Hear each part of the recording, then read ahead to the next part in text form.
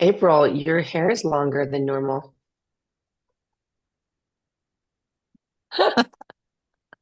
I think I'm so funny. This is Crumpet. The video was on Crumpet, her cat. So I said, wow, your hair is really getting long. That's awesome. Very, I'm very about to sweet. shed. Yeah, it's that time of year. Good morning, everyone. Hi, everyone. Much to cover. Nice to see you. Mindy, good to see you. Bob, Laura, Bridget, great. Saw your comment today. That was really kind. Thank you. We're actually a little early. This is great. We're just going to sit here and hang out for a moment.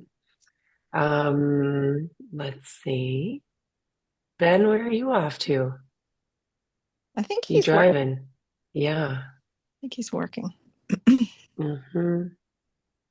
Loved your morning.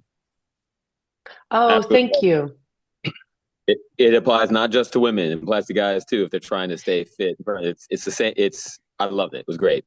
Yeah, I did angle it towards women because that's where all the questions were kind of populating toward us as coaches. But yeah, it's really, really helpful to kind of understand what happens physiologically in our bodies with muscle growth. And it's the article that was posted with this reminder Zoom today, guys, about the myth of bulky. And it's, when you feel like you're like, man, I just keep getting so bulky. It's like, well, you probably are growing in muscle size and toning, but what feels bigger is the fact that you still just have fat to lose. So it really, that's my favorite sentence in the article was like, strength training shapes the muscle, nutrition reveals it. So if you're at a point where you're like, I'm really feeling bulky, it comes down to nutrition. It really does. And there is something that, good morning, everyone, as you're jumping in, we're already talking about the article I posted this morning. And I might as well just address it now because Joe said something in the comments that it's worth addressing. She said, I'd actually love to have some more muscle.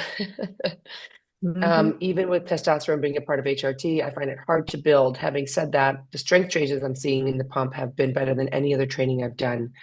So it's a really important kind of physiological difference. So testosterone is a big indicator for a certain kind of muscle growth. I think actually Jeremy even talked about how female bodybuilders, like the professionals, like they're using a lot of performance enhancing drugs in order to get that kind of size. Now, personally, I think a lot of you guys have seen me on our Zooms, in photos, in my Instagram, if you guys are on social. My testosterone is extremely low. Women average between like 5 and 60 is our range. I'm at a 9, and I have no problem building muscle and being strong. So for women, it's important to know that like a lot of what creates our energy and strength and even our ability to contract, not just with intensity, but more quickly, is our estrogen. And so that our systems are a bit different than men when it comes to what optimizes our muscle strength and change. But like I said, I've testosterone's in the gutter and it doesn't matter for me, but it's when you put a ton in like those professional female bodybuilders and men, things start to change a little bit more quickly. So it takes a lot. So if you haven't read the article, please read it. It really helps clarify worry or question around what's really going on. And frankly, the hard part about the article is the truth, which is it comes down to nutrition. It really does. And if you're in a good rhythm there, you're going to really start to say like the proof in the pudding of like what your strength training looks like. Now, to address one thing Joe said, I still find muscle hard to build. If that's you, male or female, you're like, yeah, bulk, forget bulk. I'm trying to put muscle on. I think there was a few other comments of, I forgot who said it. Like, I'm a 65-year-old menopausal woman. I'll take the muscle.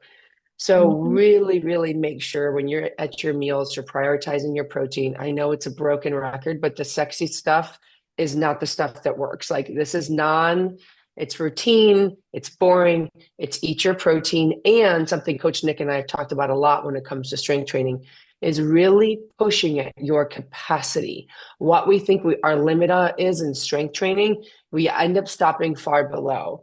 I was actually talking with somebody in the check-in on Monday saying, exploring that top end exertion is something that takes a lot of courage. Sometimes it's easier to be in the room with a trainer or a coach. I see Cece nodding because she's been coming to my women's lift club every week, and I'm like, you can do more, you can do more. And so a lot of times it's pushing to a higher capacity. It's going to help you get the response from your muscle bellies that we're after for that kind of strength and growth. So don't be afraid to, if you're doing bench press and you're by yourself in your garage or your gym, and let's say you have a set of 10, you're like, okay, I'm going to try a number that I haven't done for 10 yet. And you get to 6 and you're like, I'm a little, I don't know, my brain's turning out, like, I don't know, rack it at 6, sit up, take a shake. Don't take a coffee break, but take a shake. Go back, hit 2 to 4 more. If you get 2, you got to stop again. I don't care. Stop for a quick second, shake and go back under. Or you can do something we've talked about, which is drop setting, which is do your set of 6, rack it, take off 10 pounds, finish the set. But now at least you're starting to like dance with a higher weight and exertion point for you when you're training. Okay.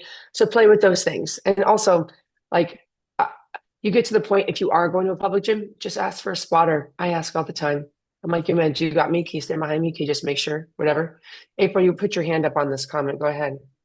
Time under tension, that article, I read that again after Ketch put it up on Monday. So from what you're saying just then, for me, time under tension means those last couple of reps that are really, really hard. So what you're saying is you can still take a break after that and then go back. And so your time under tension still counts? Teeny tiny. Like, it's almost like, it's like blowing a balloon up. And you're like, and then you like kind of take a break and sometimes some of the air seeps out. That's the way I look at it. If for you, while you're training by yourself, this is a way to kind of extend that set at that weight, yeah, will you lose some of that tension? You will, because you're giving yourself a little break. But if it allows you to feel safe under the bar to finish the set, I do it all the time. And sometimes, April, what you'll find is you won't need the break with the heavier weight. That's kind of what we're playing with mentally. Like, I don't know. I've never lifted that amount before. I don't know if I can. I'm just not going to do it. Try it. Just try it. And if you feel like, I don't know if the next one's going to go up, rack it, take a beat, make the decision and get back in. Does that make more sense? Yeah. Okay, cool. Mr. Keller, go ahead. You put your hand up too. Yeah, it was basically the same thing. So, because I work out by myself at home with dumbbells. So if I'm pushing and I'm supposed to do 8 and I get through 3 or 4, like, whoa, that's way too much. I can set it down, change out. Should I keep the same weight after 30? Try again, or should I lower it and then? At less than 50% of the reps, we've bitten off too much. That's the beauty of weight training. It's a daily conversation, and frankly, some days, let's say that weight you had in the bar that you did 4 reps, maybe last week you did 8. Like sometimes our daily stress, our sleep, things affect our performance in strength training. Our body really only sees effort, your rate of perceived exertion, your RPE. So as long as you're getting that exertion rate, that's really what I care about the most. But to his point, if you guys are only getting 3 to 4 out of like your 8 or 10 reps, it is too heavy. And now you know that. Now you put that note in your log. You're like, okay, 135 was too much. I'm going to back down to 125 and go there for the next set. And that's when you can see where you've gone. That's really helpful. Cool. Yeah. Go ahead, Thank Andres. Yep. Yeah. So just want to help you guys out because I had this feeling yesterday because with all the snow and all the crap that fell here, I was like kind of spent yesterday. So my regular sets were like 155 with the spot up press, and it called like, I think 8. So when I went to hit like 5, 6, I was like, oh crap, I'm dead. So racked my weight up, took the 2 plates out, 135, okay, 3 more. And then I did all my sets like that, and I felt like better, but I was like, and I had done like 160 last week. So it depends on how you're feeling. And everything here was crappy. Yeah, so, and it doesn't mean anything wrong. It's like, it's cold as shit where you're at. Maybe there's so many variables that go into that. Don't emotionalize it. Just like use the information. Like to me, that's why I think I love strength training, because it gets me into my body, gets me very aware of where I am, and helps me collect that data about myself versus Andre saying, oh, I lost on my strength. I'm a loser. What's wrong with me? Nothing. Just a weird week. And by the way, next week, Andres, you should go for 160 again. You know what I mean? You should be like, yeah. Okay, let's go back up. Mm-hmm. But also I like to audit, like I like how it's like, what happened today that was different? Did I not eat enough? Did I sleep like crap? Was I running around all day? Did you have to push a workout too many days and you had like 3 days in between your lifts? Like there's a lot that goes on. I always joke in here, we're not going to the Olympics, guys. I'm just going to probably warn, most of us are not going, although because I live in LA, apparently anyone can audition for the women's handball team. I don't know if you've heard this. This is actually funny. When you are the host country, you get an automatic bid for every sport.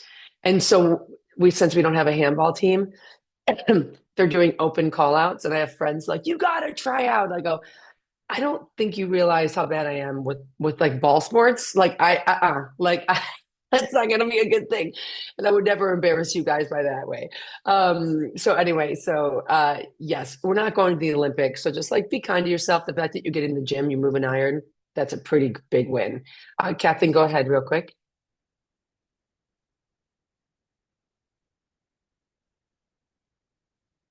You got this. Bottom screen. Just tap your screen. You'll see your microphone line up with the red.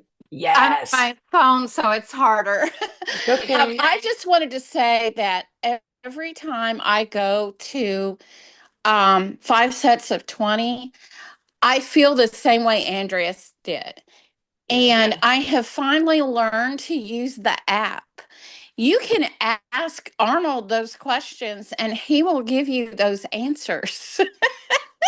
Correct. And every single time that I get into that situation, I get frustrated because I'm looking in the app for the answer and all. And I have finally learned to ask Arnold. And oh, by the way, it's week 115. 115, Kathleen. Nice job. Yeah, she brings up a great point, guys. The Arnold AI is so legit. We trained him to literally be Arnold, because obviously Arnold has to be on set and in different places and at an ecological conference. And so he is there answering as Arnold for Arnold when we want to tap him for the questions like this. And it's Arnold's answers, the program based on conversations and hours, as Adam will tell you, of recording Arnold talking and answering kinds of questions like that. So really use him. It's a great idea. When you're in the moment, you're like, wait, what do I do? What did Jen say? Shoot, what am I ask Arnold? That's what he's there for. Okay. Let's see. And by the way, anybody doing 5 sets of 20, praise be. That's a marathon for me. I like to cherry pick around those. Those are hard. So well done. I do want to address one thing. So read the article, share it with family. Ben said he shared it with his mom, which I love. We are a resource for you, and also the people you love. So please share it if you feel like it's useful. Obviously, we love them in the village, but if just sharing an article would be helpful, do it. Okay. Like we want your families to be like as healthy as you are, and like, rising tides raise all ships kind of a thing. So like get that support. Thank you, Paul. I do want to, there's something that's been coming up for all of my clients and me personally these last few days. I didn't write an article about it because I was focused on the myth of bulky, but just something to point out for you guys. Based on climate, I think that some people are really feeling winter. And other places like in California, Arizona, some places in Texas, they're like, it's sunny. It's sunny in 76. But regardless of climate, I feel this pressure and this push amongst the questions I'm seeing in the app, the feelings I'm getting from my clients in person, and this idea, this push to like, okay, well, it's January 28th, the month's almost gone, we got to get going. Guys, it's just winter still. Like every other mammal is hibernating, and we're in this year-round harvest of productivity, what my to-do list looks like, you know, where my lifts should be.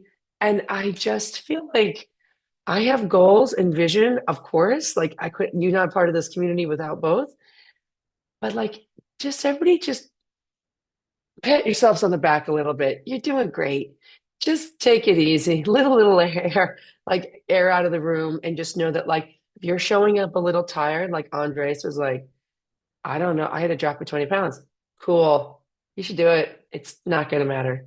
Just take it easy. Yeah. Still move, still breathe, use the tracker. Like all my friends are eating like cheesy, gooey things. And I'm like, oh my God, you know. I also bought like a fondue. I was like, that sounds fun. And in one sitting, I ate all my fat calories servings for the day. So I'm very aware of the days I play with food, but like, it's okay. Just let let yourself have a hibernating mindset, even though it's like we have goals. Like I just don't think we're supposed to. And I just don't think if we don't have a little downtime, spring won't come, right? In our energy, in our body, in our mind. So just that's what I'm trying to drive home. Okay, Gen Juju is over. I am going to address. There was only a few questions that came through the comments. I already addressed Joe's. Two of the questions had to do with push-ups. And so I am going to start with a demonstration on a push-up. John, totally. And then also, let's see, Ben's, your question was regarding your squat pain, and he can't make it. Okay, so both of the remaining questions have to do with kind of like physical stuff. Let me just take a quick peek. Okay, yep. You guys are funny. Okay, great.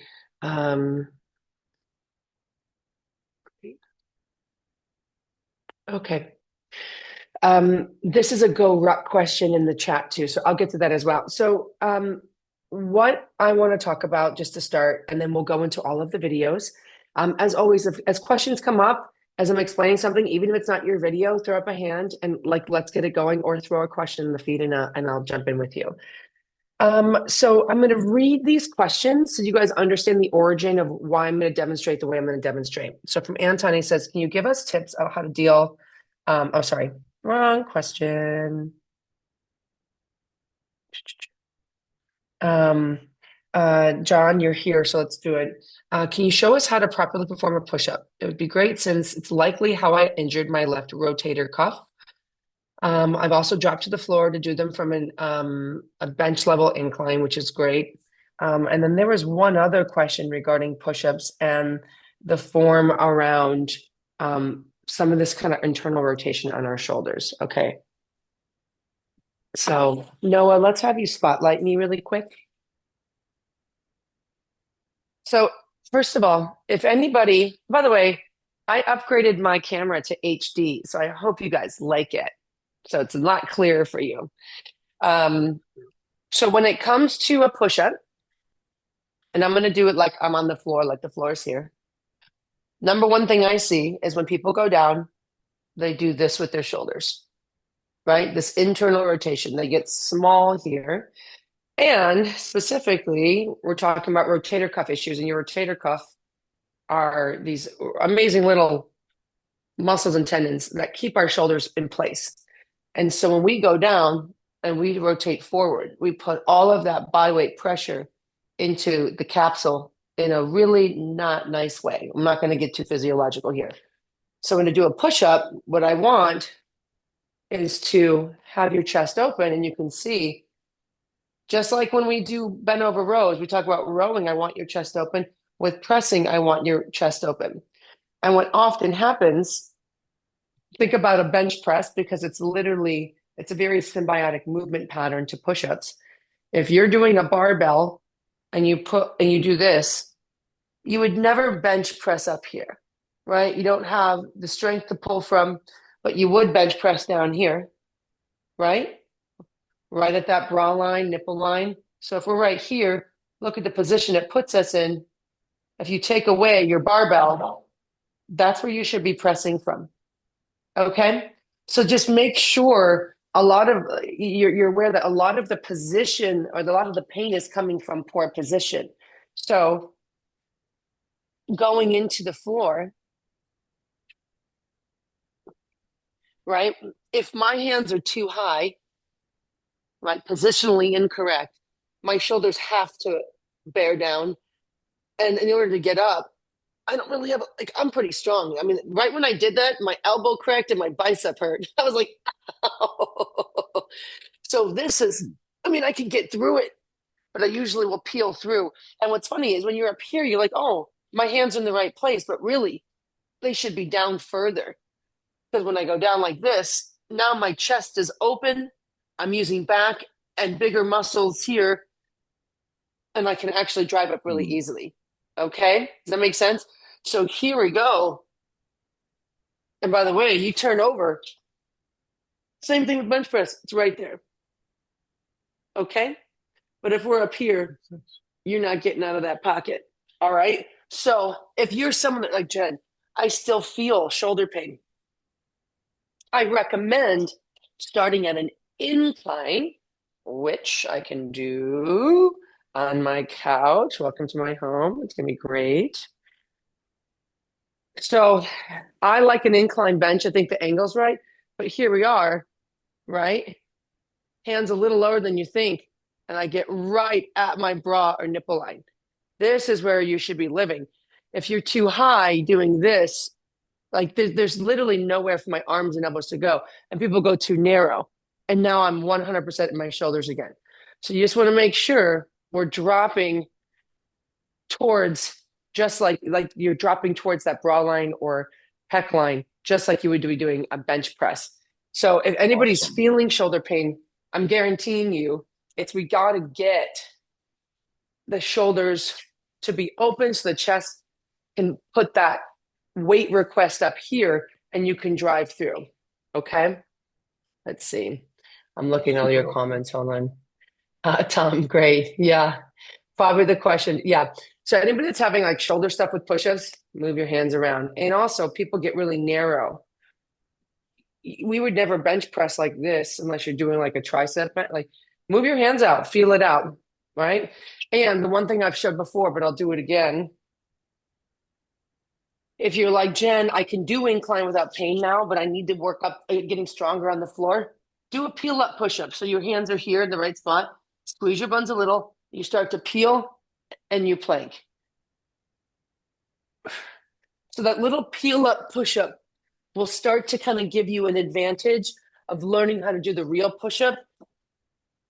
It just takes a little time for you to acclimate positionally and get stronger. And the more you kind of work that position, you'll find your hips can stay up and you'll be good. But I start all my people with peel up push-ups.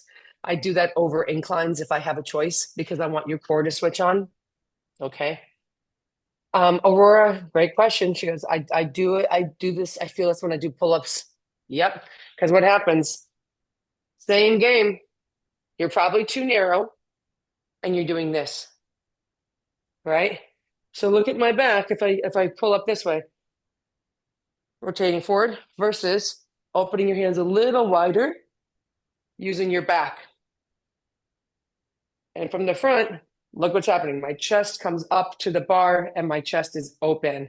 So a lot of it is just positionally getting your shoulder out of that front position, back and open, and using the bigger muscles to do the work, because that's what we're targeting with the pull-ups and chin-ups. What are we targeting with push-ups? Chest, back, accessory tri, core accessory. So play with that open space. Because a lot of pain just comes from wrong positioning, just being in the wrong shape. Doesn't mean anything's wrong with you. And always remember, when you feel pain, it's your body's request for change. So you're saying, hey, this doesn't feel right. How do I get in a position where I feel better? Okay. Yeah, John, thank you. John was the one that asked the question. He goes, that's exactly what I was doing wrong. Yeah. I had a feeling. It's okay. Everybody does it. Everybody does it because you guys are in your bodies trying to get the work done. And by the way, I was doing push-ups last weekend and I was like, dude, why is my shoulder hurting this set? And I was like, oh, because I'm getting tired and I was doing that. So that's where it's like the barbell rack. I take a couple shakes, Get back in and get into the right position. That's all. And the incline is valuable. I forgot the person that asked the other push-up question in the app, but it was, you know, it's just too heavy. And that's where an incline is great because it tips your weight up and you won't use your full body weight on that position. And it's a great way to work your way over. Yeah. Oh, great. This is great. I see all your questions and you're like, I wish I'd done this earlier. That's why we ask the questions. Okay. You guys want to do form checks? Let's jump in. Yeah. Okay.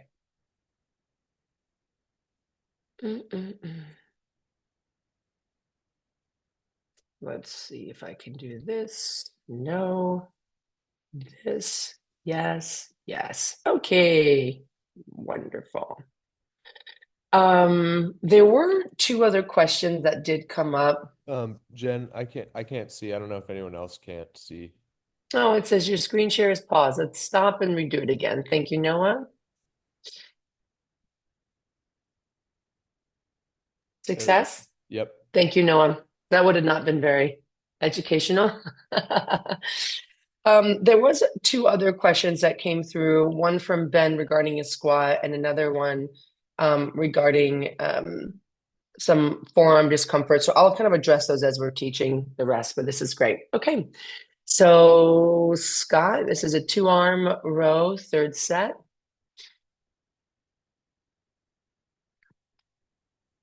Nice. Guys, look at how well Scott is keeping his chest open at the top. First one was a little better than that one. See how the shoulders are tipping forward a little bit?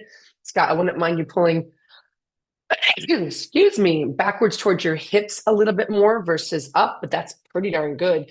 One thing I also want to compliment you on is that any kind of bend over position, it's really important you keep pressure in the four corners of your feet, toes to heels. You're doing a great job with that. And because he's got such support going on here, you see his hamstrings and glutes are loaded, supporting the bridge here, which is his back. That's really good. But yeah, you were starting to go up as you got tired, which you get a little traps, but if you pull back towards your hips, that little slight backward angle, I think you're gonna feel it in your lats and your back muscles a bit more. Okay. Yeah, I feel it mostly in my back, but I put the third set on here because I'm really worried, or I should say not worried, but I'm very conscious of the form since I have a lower back fusion. I need to make sure that like I'm as perfect as possible. How did it feel? Did you feel it where your fusion is, or did you feel it in the muscle? It felt fine on my lower back. I when I was, as you can see, I can see myself in the video. Yep. On the left, Smart. But it felt like the top started to round out, and I don't know if I feel like this is a vulnerable position. Yeah, I just wasn't sure if that was still okay looking or if it was too much fatigue. No, I don't think it's too much fatigue. I think this is great. And all you can only, listen, that third set, the whole point is that you're going to have a breakdown of strengths, and then like you have a breakdown of like form. You maintain really well. I personally, when I bend over row, like I'm even more hinged. I'm more here, right? Okay. But that might request too much on that space. Right. Another thing you can do is a slight stagger stance. So instead of your feet side by side, just slightly do this. It will just help you engage your core a little bit more deeply. So play with that and do one set with your right foot forward, one set with you. And it's not like a lunge. It's just a slight stagger. So like half your foot is eclipsed with the other. And it's a really great way to kind of get a little bit more of your hips and core involved when you're there. Yeah. Okay. This is awesome. Great kind of ability personally. And you look awesome. Yeah. Yeah. Oh, cool. Thanks. Yeah. Well done, man. Okay. Ben's back with the seated calf raise.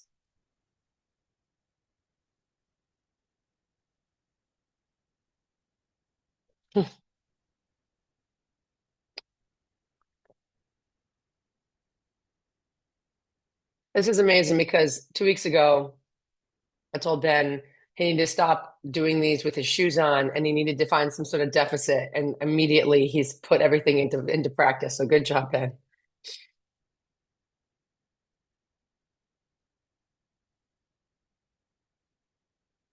Oh yeah.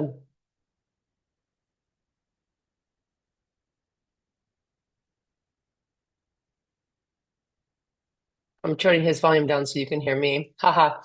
So I like this. Ben, I am looking. I think you should swap the angle of the little heel things so that the bigger slant is facing you. So you have a little bit more of a stretch on the calf. There's a lot of science that goes into it's not the top end range of the calf raises that grow you the most, it's the bottom. So get a deeper stretch in there. But this looks nice, Ben. Good changes. And I know you're not on the call today, but I'd like to know, maybe just send me a message in the app. Did you feel the work more on these? I mean, I can see you making faces, but let me know if I was right to make this adjustment and how it turned out for you. Like, I want to know if your calves are sore, essentially. Oh, okay. I know you're in the call today. I love the side by side. Okay. So let's see. This is your dumbbell RDL. This is the last Zoom, and this is okay on Friday. Gotcha. Yeah, so basically you said I should connect my core a bit, so I'm hoping to see if it's visible. Oh, yeah. I still don't think. See, I want you to see how you achieve. Hold on. I'm looking on the right now. This looks awesome. I can see the difference. So this is that right there. That's the bottom of your RDL. That's perfect. And look at your upper body does. You're just reaching more with your upper body to get lower. I don't need you past there. So I'd rather, and this is a perfect composite and an upgrade from here. Like I love the angle you've got going on, but we don't need to go lower here. I'd actually rather have you go heavier and go to here. Okay. You've just got beautiful, like you can see you're reaching with your lats. Look at that. Yeah, I see. Okay. We don't need it. This is awesome. So I love the improvement. Love what you're doing. Just go heavier and stay, what is that, 8 inches up or just 4 inches below your knee, maybe? Yeah, it's almost the middle or a bit higher. Okay. Yeah. I'll try. That's what we need. Yeah, great. And one thing that I've done that because I have a similar flexibility, this is my tailbone. I want you to just make it slightly longer. Okay? So instead of flared, just slightly longer and you'll feel more glute. So it's not a tuck, but try that. And will be a little bit it will help you limit how far you're going into the stretch too. Okay, I will try that next Awesome. time. Dude, great improvement. I'm loving this. Okay, I'm going to address this real quick. So, because this is Ben's question. So, and I wanted to talk about this in front of everybody because it's important. So let's do the video and then I'm going to answer his question and then I'm going to demonstrate something. So this is Ben's front squat. He's been working with us on it. He said Coach Nick asked him to move his feet wider. Now we're doing this little I dream of Jeannie position, which is great. It keeps his thoracic spine up. He's reaching his hips back. Ben, I still want you to think about keeping your abs connected. You're getting good depth. Front squats are so awkward, but they're so valuable. This is great. So Ben said, I have found better depth, which we see here. He's just at parallel, maybe a touch above. This is awesome. He says, but I'm getting pain inside my left knee. It's not unbearable, just uncomfortable. Okay. This is what I want to show you guys. All right. We can max out my screen.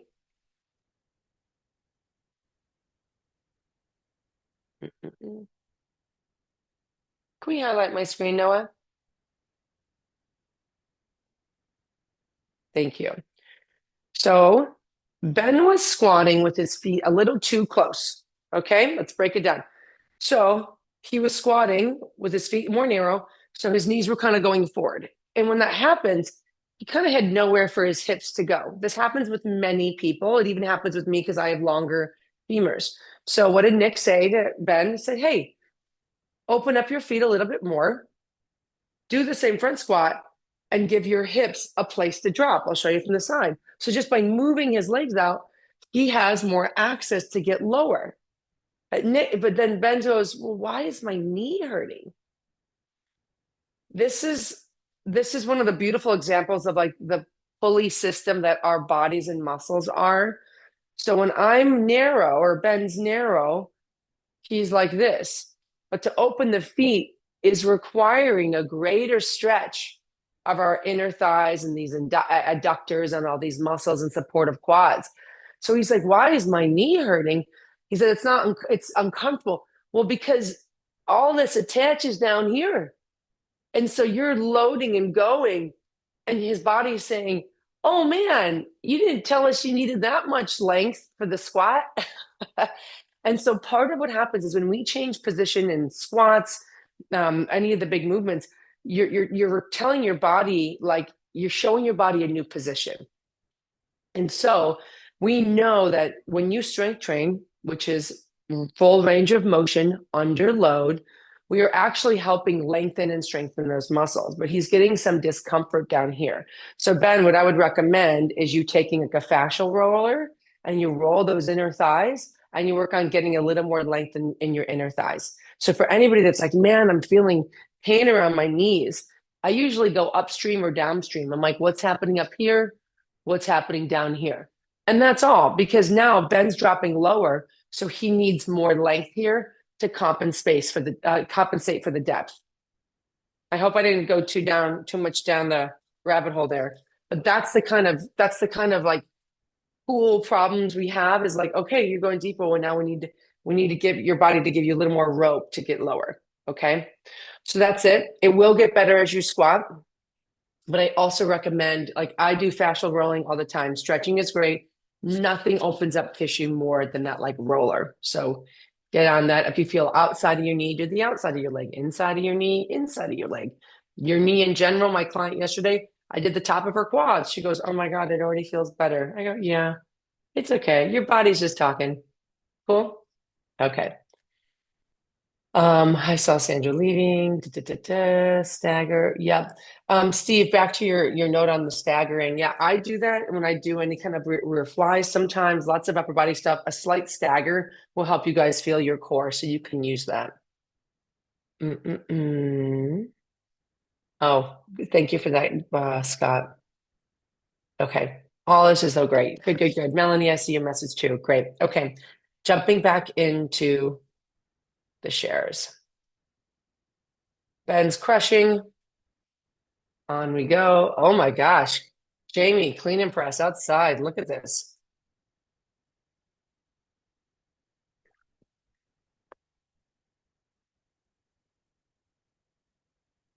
Okay, he's on a curl bar. He's being very, very resourceful.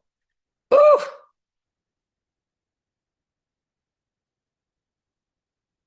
Okay, so he's doing a squat, clean, and jerk.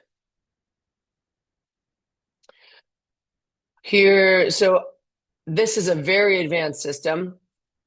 We're going to take a step by step. Great pull. Every pull from the bar, from the ground is almost like a deadlift. And I like how you lifted the sides, Jamie. That was very smart.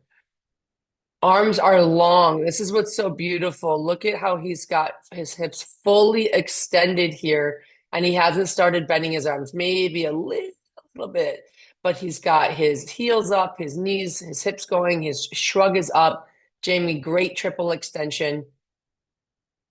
Oh, that's really triple extension, actually. Look at that. That's gorgeous. You want that full expression of the body. So the bars tends to go. He comes around. Here's where I see a little bit of opportunity. So Jamie, look at your feet. I would rather have your eyes forward and your feet They don't have to be identical, but see how the left leg's going back, the right leg's forward, and they're a little bit narrow. Just remember when you go into that squat clean, you want to drop into a really good squat position. Would you ever front squat with your feet like this? Definitely not. So one part of these Olympic lifts that's really exciting, but also really important is the precision around our footwork. Our feet need to go to the same place every time. And when you're learning something like Jamie is, it's okay that there's some variation. But Jamie, I really want you to take this home and say, okay, every time I'm going to get into that squat clean in the exact place that I want my feet to land. I want, feet side by side, front squat, ready to go. Because you can see it makes it a little tough for you. And you guys can even see he looks a little scrunched, right? So we just need a slightly wider foot base, and maybe he's feeling a little choked up because of the milk cartons here. But Jamie, just get those feet a little wider and even, and you're going to feel a lot stronger in the bottom of your squat. Great reset. Feet are narrow again, right? This is more, I want your feet wider and loading your butt versus leaning your knees forward. But great explosion. And great stick. This is an awesome position. The back leg's locked in, the front leg's good. This is an advanced movement to have the foot slightly tilted, heads through, arms are straight. You're an amazing at jerking. Really, really well done. So just keep that in mind. I want to clean up the footwork on your squat and on the load of your push. And then definitely send it in again. That was really fun. Okay, Emily. Oh, our clean and jerk girl as well. Lots of clean and jerks today.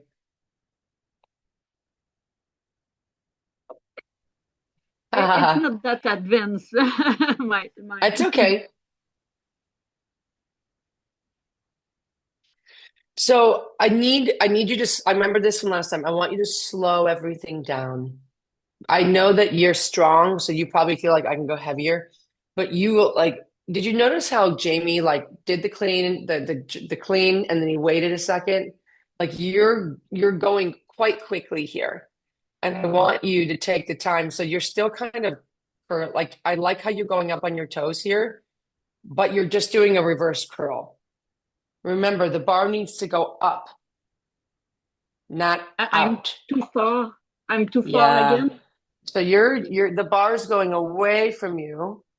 And I need the bar to stay next to you like a scarecrow. Yes. And when you get to here and you can't go any further, that's when you drop under. Make sense? Yeah. Yeah. So up, and everything you're doing is great. Toes, everything's exploding up, but you're going around the block with that bar. So just go up. And then when you drop under, and here's what happened. Because you went around, in front of you, look where the bar's sitting. It's really in front of you, right? It's over here versus over your hips. And so when you tried to jerk, it kind of pulled you forward again because your momentum was already traveling forward. That's why I love a clean and jerk, because you can do the clean, take a second and say, okay, oh God, the bar got a little away from me. Let me reset, take a breath, and then really get over your hips and drive up. Cool? Because as you see, you've got the strength, but look at the direction the bar is going. It's already going away from you that way versus straight up. Does that make sense? Yeah. Also, same game with the footwork. You land. I'd like to see this back leg engaged a little bit more, but I'll play it full motion. You bounce right out of there. You land and you kind of bounce out. I want you. Oh, better. Yeah. So, yeah, girl, when you're here, get up here and then here, take a second, nail it and wait. And then I go front foot, back foot. You're jumping back in. Which just tells me I know your body is stronger than what your bar is right now, but you're learning skill. And so but I want you to harness the footwork even on the lighter bars for you. Okay, did I take more weights for practice? No, well, how did that feel? Can you feel the bar, or does it feel too light? I think I can take maybe a little more. Yeah. So here's what's tricky. Yeah, here's what's tricky. When you can't, when you're too strong to kind of feel the bar, you can kind of manhandle it. You know what I mean? And so if it's a little heavier, you might feel the positions better. So try it. I want to go up like 20 pounds, but maybe you'll go up 5 pounds and feel it and see if you can lock into the position a little bit more. Okay. Yeah, does that make sense? Yeah. I will try. Yeah. You've come so far. It's so good. Thank you. Great. Oh, Vincent, glad you're here. It's your first time. Fantastic. Yeah, Nick will be doing form checks on Friday as well, Vincent. So if you want to send in like a form check, we always let 1 to 2 videos go in, and we love it. But I'm glad to have you here, man.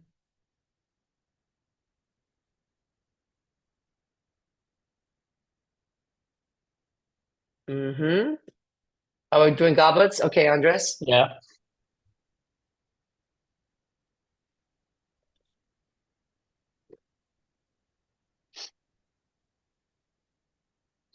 Oh, nice. This is good compression. Okay. How are you feeling? Good and tired, because that's like the last set of maximized strength after all that crap that I did. Yeah, so yeah. it was like Listen, five. This is awesome. Yeah, it was 5 sets of 10 with 45. What I'm really liking, Yeah. listen, what I'm really loving is I've never seen you quite like this. First of all, you look lean and mean. It's awesome.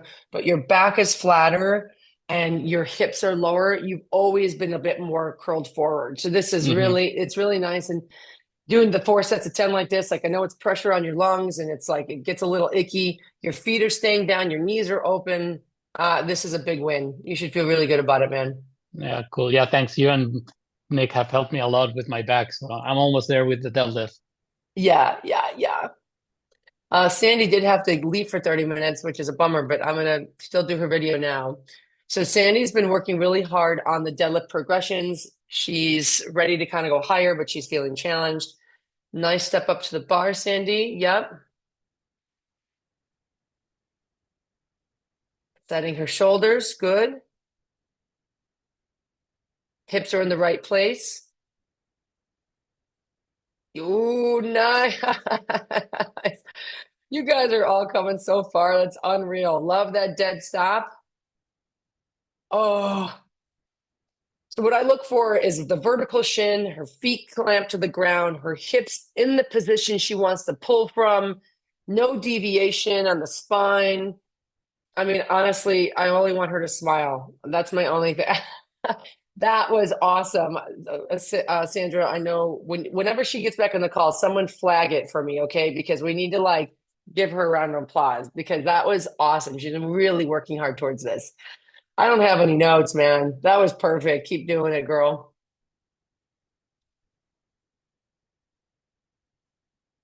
Dumbbell bench press.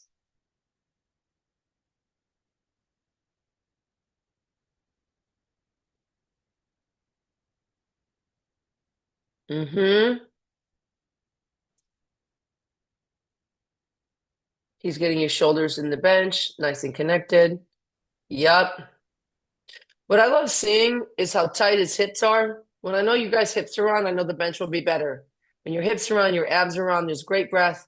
And just to prove that I'm right, look at where his hands are. You know, like this is a push-up just upside down, right? Right at that chest line. So whether it's dumbbell bench, barbell bench, this is the position we want to keep going for. I mean, Ben, I have no notes. This is awesome. A fun little tactic. Yeah, another tactic you can do when you get towards the end, I push my head into the bench like 1 pound of pressure. And when you push back a little bit, it will turn your abs on a little bit more when you're in those shaky sets. It just connects you to the bench. Yeah, but with look at this. With this bench, I'm making the arch I'm actually not touching the bench. It's that's good. probably too shallow, or No, you can have an arch in your back. oh I yeah, arch at a time. Oh yeah. But I want my butt on and my hips touching the bench and my shoulders. So an arch is fine. yeah, It's when your butt starts to come off the bench that I get worried a little bit. This is awesome. yeah. It is off. It is off. Yeah. My butt is off the bench as well. Oh, just a little bit. Okay. Okay. Well, as And long as you're and not that finding instability, I just tend to keep the hips down. I like the hips down for what we're doing. But also, you're looking at what I really liked seeing is, and I hope everybody saw that when he got later in the set, he wasn't like sprinting to get it done. He like took a beat, took a breath, did a rep, took a beat, took a breath, did a rep. And even at the end, when he finished, he just waited for a second at the top to make sure he could safely dismount. I was like, hey, props, because it's easy to like get chaotic when things get heavy, but this was awesome. And look at the smile on his face, which is what I like the most. Okay, goblet squats. Here we go.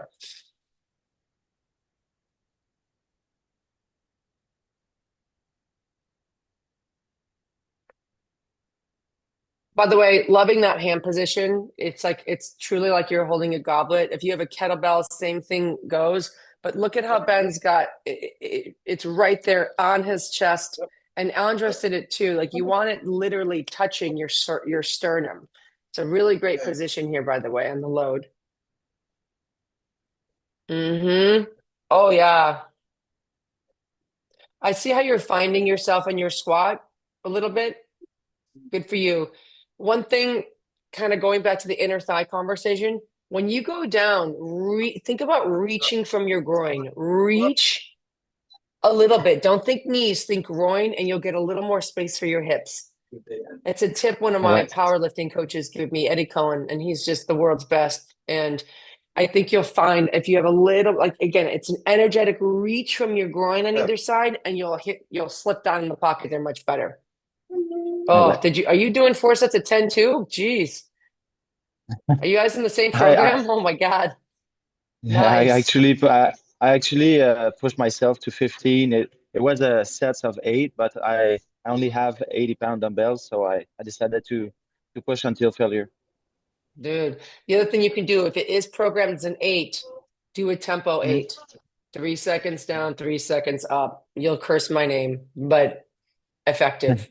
So instead of doubling that was the reps, my first set. slow it down. Yeah. And also, congratulations. You need to spend more money on weights. Welcome.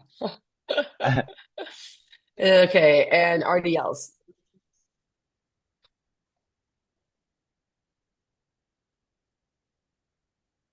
Oh. Yeah, good. Tonight, notice how he's got that great stretch. And Gabriel, if you're still here, you can see he's stopping at that same point I'm asking you to stop at because he's keeping the load back here, which is what we want. He's never releasing his shoulders. But what's fun for everybody to see is as he loads, he puts some velocity, some speed into the return. We love that. We love that. It will really help if anybody's deadlifting or is in the company. It's really nice to, I mean, this is a deadlift, but I mean, true deadlifts at like a meetup. Working some of that bar path or speed is really nice. I love this, man. You're not even the same guy. Like Should I bend more my knee, like doing more of a squat? The question is, do I bend more of my knee? So the reality is, that's enough, dude. That is enough. It's not about how much more I can bend. I always think, how much further can I push my butt backwards? Okay. Now in a straight leg deadlift, our legs don't have this kind of flexion or bend in them. This is awesome. So for you, if you just keep reaching your hips back, even though it's an energetic cue, you're going to really feel the load. But no, I don't think you need to go bend more than this. Nah, you're doing it. Thank you very much. Emmanuel with the bodyweight squat. Dude, you're nailing it. You own it. It's yours. The only thing is that little moment, Emmanuel. Really think the hands over your head. Look at that little cave. Hold on. You go down. Good, good, good, good, good. See the upper body?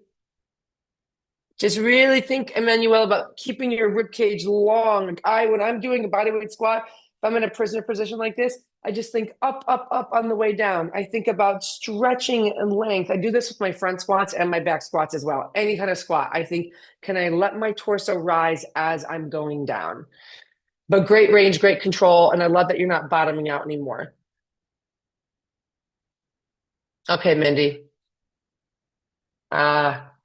Okay, so these are her last few reps in a set of 12. So Mindy, what I'm seeing is a beautiful hinge position, but I want you to actually get concave. I want you to scoop your abs up and round, and you're staying very straight backed. So I'd rather, when you get here, have the apex of your spine 2 inches higher. Okay. Does that make sense? Yeah. And that was something I was concerned about because I've seen it on YouTube with different people and they're like really rounding, but I'm like, is it just my body or am I doing something? I mean, I feel tension in my abs, but which is great, but I do see you bracing outward. I need you to go inward. So I'm going to show you. A lot of people do this when they brace. I can go full screen. They push out. I'm hard as a rock, dude. I don't want to push out. I want to pull in, right? We're creating this drawing in and up. And so when you're doing your cable crunches, I don't want you to go, I don't want you doing this, pushing out. I want you going. Yeah. Okay. It's so different from what we do in all the other lifts that it's just like my body doesn't want to do it. You read my mind. Thank you for saying that. I think we get hypersensitive around, oh, we never round our back. We never round our back. We never round our back. It's really healthy to round your back. How often are we picking things off the ground in a rounded position? I don't know how many of you have kids. I've never seen a parent pick up a kid with perfect flat back form. We're gonna round. You want to be in that position, and it's safe. It's safe to work it. But when we're loading on a deadlift or on a bent over row, we want to have that nice spine. But this is a chance to we want your spine to do this. We want it to move and groove. So having that flexion and extension, right? This is flexion. We want both.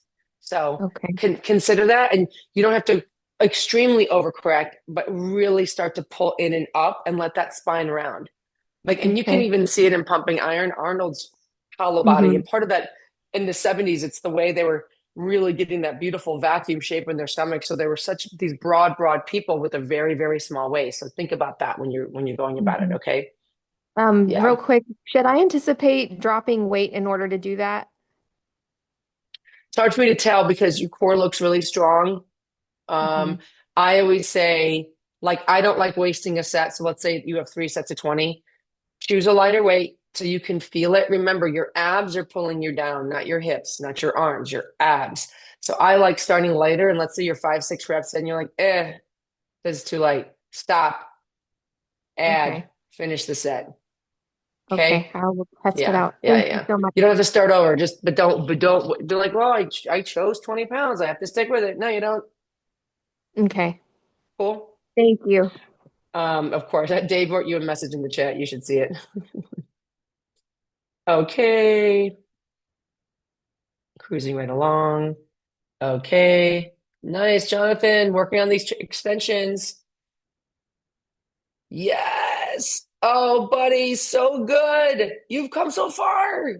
Look at that control, the very intentional range of motion. Shoulders are more down. Hips are on. This is awesome. Highly improved. Super pleased with this.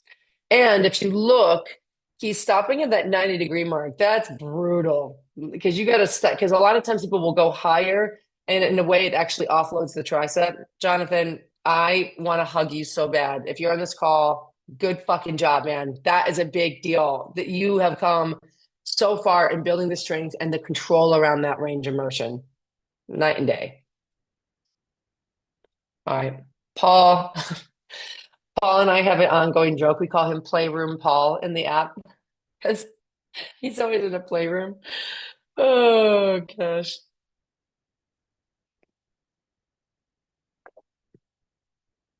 Okay, he's wearing straps, which is great. It helps you lock in better. Oh, good. Shins are vertical. Shoulders are set. Oh, Paul, so good, dude. As always, your second one's a little better than your first. I think your hips just rushed a little bit on one, but this is really good. I see what your feet are doing now. Great. Oh, I just love the amount of weights he has next to the stuffed animals. I also want to commend him. Guys, everybody take a look at what Paul's doing. Every time he has a dead stop, he breathes, he resets his shoulders, and he reconnects. He sets it down, he breathes, resets, stands it up. I mean, this is just one big party. Paul, I'm so, so pleased about this. Yep. You're deadlifting better than me at this point. I don't know what to say. Good job. Really good job. Okay, so Tomas is doing a deficit deadlift here. Tomas, I think I saw you on the call. Are you not here?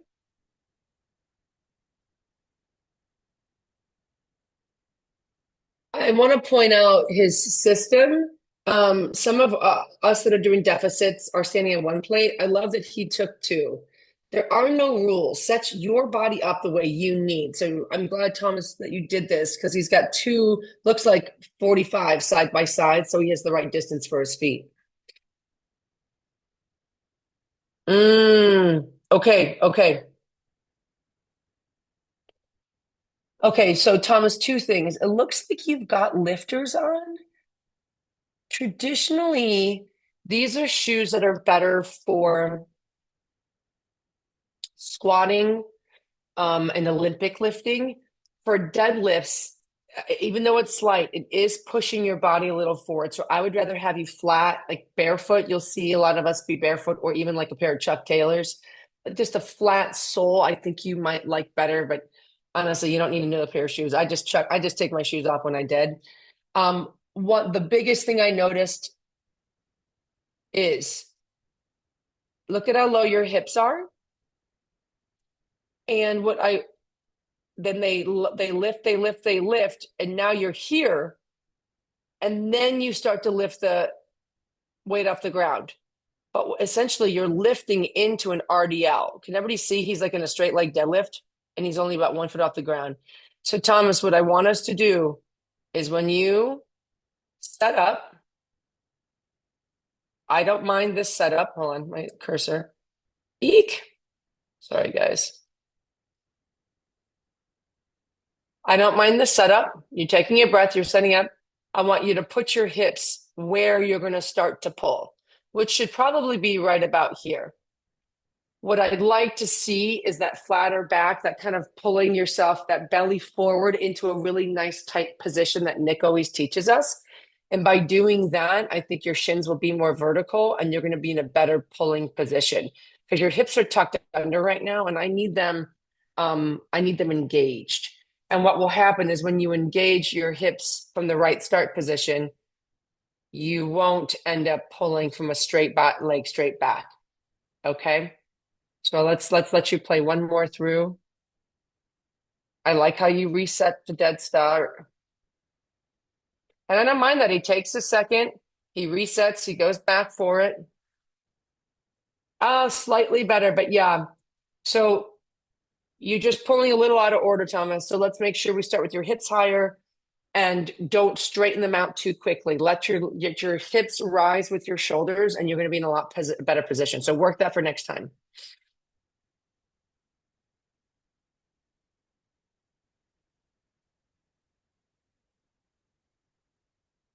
I already love this setup. So you guys are probably going to see the same thing I did. So similar to what Tomas did, his hips are a little low, which forces his knees a little bit too forward. We want to have vertical shins on a deadlift. And so his first action is him lifting his butt. Weight is still on the ground. So Ellis, you're tracking correctly. I just want you to start from up here versus down here. Making sense, everybody? So make sure you start your hips there and look at his shins are vertical and he's ready to pull from the right position. So the strength is there, Ellis. I just want you to pull slightly higher. All right, here we go. Andy's doing front squats. I got to put my heater on. Don't make fun of me. I'm freezing. Ooh. Let's see. It's not running, is it? Oh, here we go. Oh, Andy, this is just poetry. Oh, gorgeous. So beyond his dope music choice, what I'm seeing is a couple things in his composition that we just need to celebrate.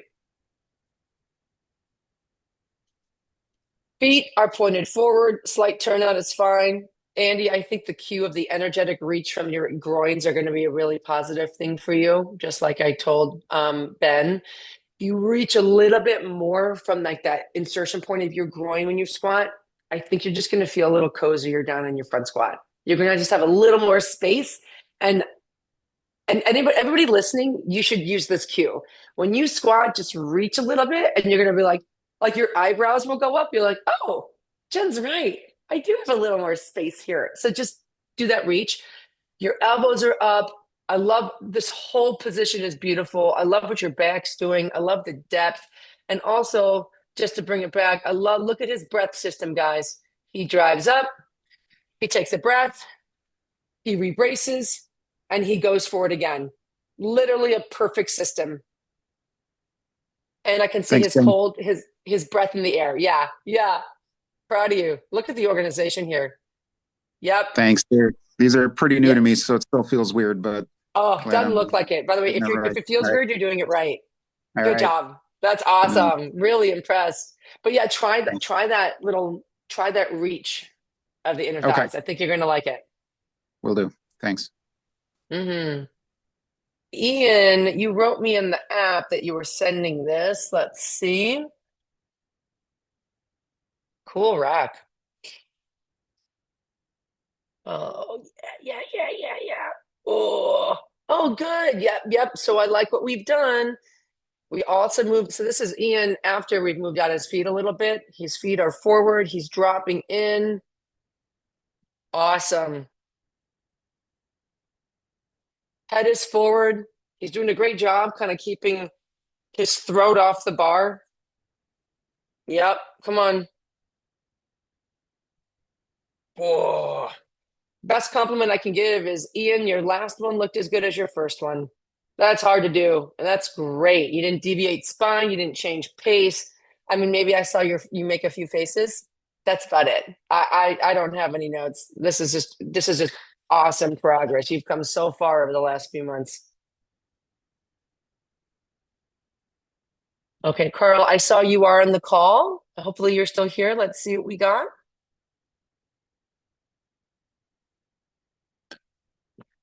I love all these makeshift camera holders. I can see it though. Oh, dumbbell pullovers. I see where you're going.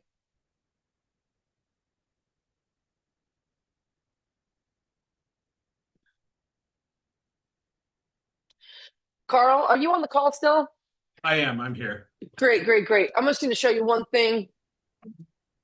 I think you're going to feel more secure. You're kind of grabbing. I know this is a smaller weight. You're kind of grabbing like this. I want you to grab like this. Gotcha. So the weight will sit between there. And this position, like it closes off my lats a little versus this. And then you don't got to think about it. Then, oh, thank you, Noah. You're like this, and then you can really go for it versus like holding it like a sandwich, and that gets heavy. And I feel like it's going to take away from the work. So that's just what I want to say. So anybody that's doing a pullover, I love this position because it locks in. And sometimes, and I'm a Virgo, so I'll switch which hands in front per set, just in case it affects the stretch a little differently. I don't know. But I really want you to think about that different position when you do it. And then I just saw that right away and wanted to go for it. Now, going in, great music, by the way. Uh-huh. So what I would, yeah, it's so funny. You're self-adjusting. So you were too far back and you're like, so you kind of scooted forward and gave yourself a little head support, which was the right instinct. And what I would say here is you can, and this is what, we want you to, guys, take step by step into the positions that you want to work in. Okay. So like this, I will take more stretch. I'll take a slightly straighter elbow, Karl. Okay. You're a little bent. So you're going to get a little more tricep, which you are getting tricep, but I really want more lat. And so in this position, if you just give your arms a little more length, so I take a little bend in the elbow, and you can let that rib cage rise. Yeah, because you see how this is more of a little bit like it's a skull crusher with a stretch versus a pullover. Yeah, and this was part of a super with tricep extensions. Oh, so it was crushing me by the end of those tricep extensions. Yeah, you're just yoked at this point. And honestly, getting in and out, like just drop the weight behind you or put it, you know what I mean? Yeah. Okay. And now I see. Yeah. Okay. And then we go into here. I want your elbows more narrow. Okay, Karl? Gotcha. They're a little out here. I want them here. Yep. And I want to point out at the top, see how you've got a closed angle on your tricep? I want you open. Okay. If you're here, the stretch won't be as great. Right. If you're here, holy cow, you're doing a different tricep extension. Okay. Long muscles are strong muscles. So if we can get that position, so just a little more narrow, a little more up, and then tricep, it's like almost at an angle with those tricep extensions. Okay. Cool.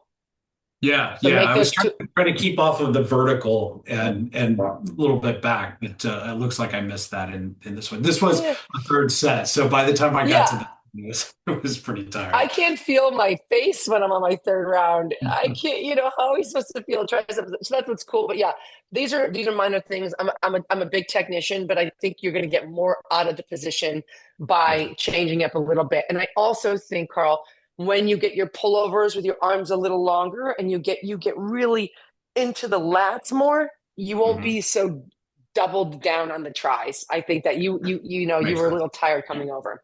But this is great work. Yeah. Okay, Ryan. Dumbbell flies. You should treat your physical position on the flies the same as you do a bench press, you guys. Anchor those feet. Butt is on. Shoulders are connected behind you. I like what Ryan's tempo is. He's nice and slow and controlled. I can tell his butt's a little loose because he's wiggling a little bit and his abs aren't on.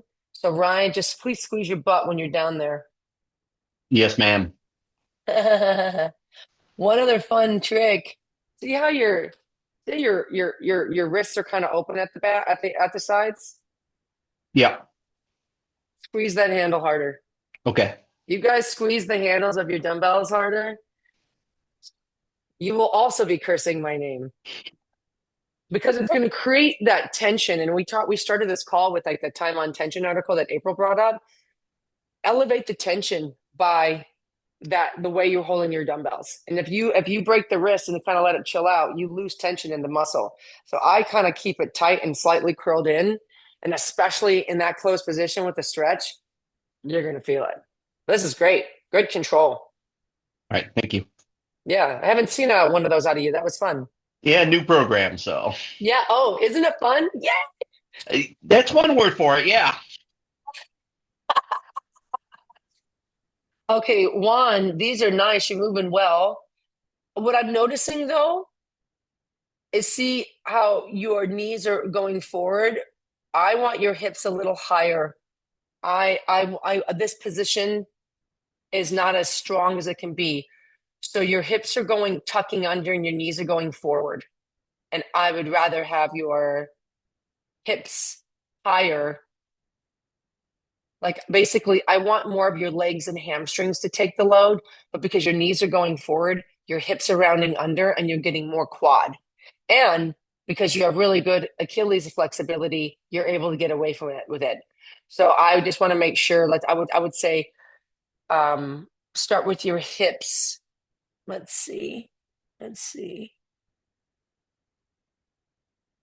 Yeah.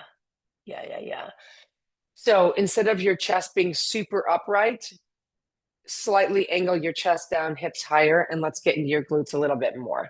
That's what I want you to work on for next time. Top end is fine. But yeah. Let's change that. So the hips up, chest down, and load back body a little bit more, buddy. Let's see, Guillermo, what are we doing? Looks like a back squat, maybe?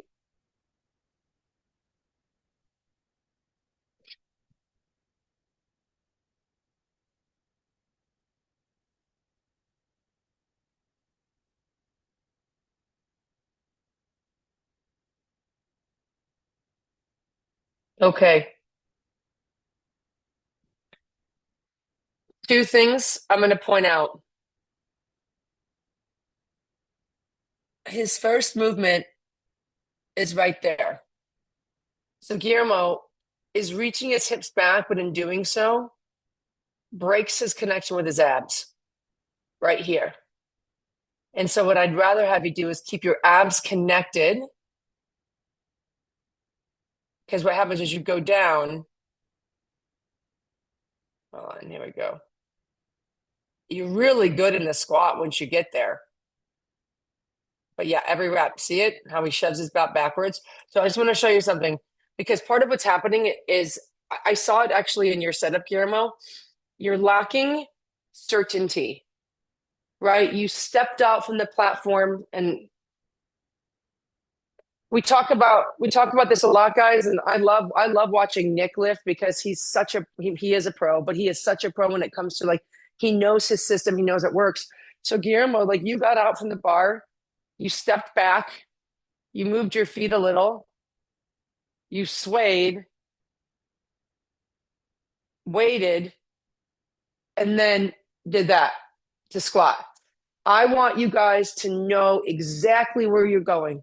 I don't care if it's for dumbbell curls or overhead tricep extensions or a squat, right? You come off the bar, step. I personally always check my feet, take a breath, and I go for it. Same every time. I don't care if it's a warm-up bar or if it's a max rep, it's identical. So have a little more certainty, Guillermo, and instead of kicking your hips back and breaking your core, squeeze your butt right at the top. And you can see, I want everyone to look at my butt. When I squeeze my butt, you see what it does to my abs? Everything just switches on. So I start from here. I start here, I brace, and then I come down into a hinge. I never break this connection. I never go back out here. It was a big thing I did with Ben Riley when he was in town for Iron Ticket Week. So just make sure, like, don't lose that. You guys are gonna have some extension. That's gonna happen, but don't lose that connection.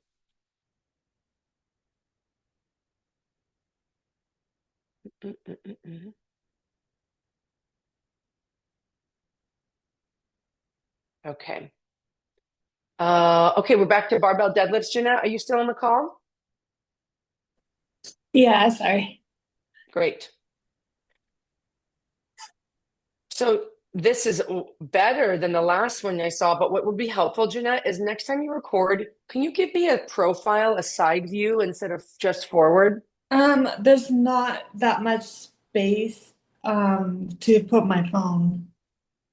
No. So exactly what you're doing, like this, all you have to do is I want you to turn your body sideways. Oh, okay. Does that make sense? Because right now, this actually, from the front, it does look like your feet are a little narrow. I'm going to say that. I like your feet slightly wider. I love where your hands are on the bar. That looks correct. That looks strong. Before you were much wider, so you've made that adjustment, which is excellent. And what will help me seeing you from the side is I can get more into your hip position and see what that looks like. I'll do that. So feet a little wider. And then how much weight is on this bar? 150. But yesterday I did 165. I was trying to do 160, but wow. Dude, well, it wasn't yesterday, climbing. it was the day before. Yeah, this is great. You're looking so strong. And I'm really proud to see the confidence you're having in the gym. This is really good. Someone at my gym was like, "You're gonna get a PR." I'm like, "I just hit one thing you did the day before." You're like, I did PR. I did. Amazing. And then I was like, "Okay, fine, I'll try it." That's amazing. I didn't That's so know great. where the 2.5 pound weights were, so I added 5 on each side instead. So it was an extra. Yeah, listen, 5. we don't waste a deadlift on a 2.5 pound My weight. dad's like, go "You're for gonna fives. get one." Well, I had a goal to hit 150 by December, and because my dad kept like inspiring me. He's like almost 80 and he's motivating me to do more, you know. Amazing. Oh, Jeanette, this is so good. Well, definitely, I want to see the profile next time. Okay, this is great, Okay. girl. All right, thanks. Congratulations. Okay, high pulls, same girl, different move. Yeah, Yes? well, one I do at home, one I do at the gym. This is good. This is really good. Just make sure when you get to the top, we don't turn into sad kitty where the elbows go down and the hands stay up. Just try to. It's a tough position. So it kind of sounds funny, but almost arch a little bit with your upper back at the top, like a proud posture. But this is good. They honestly just look a little light. These weights look light on you. Yeah, they are. I just picked the lightweight. Oh, well done, girl. You're getting stronger and stronger. Okay, Mirjam, let's see. It looks like some sort of bent over row. Yep.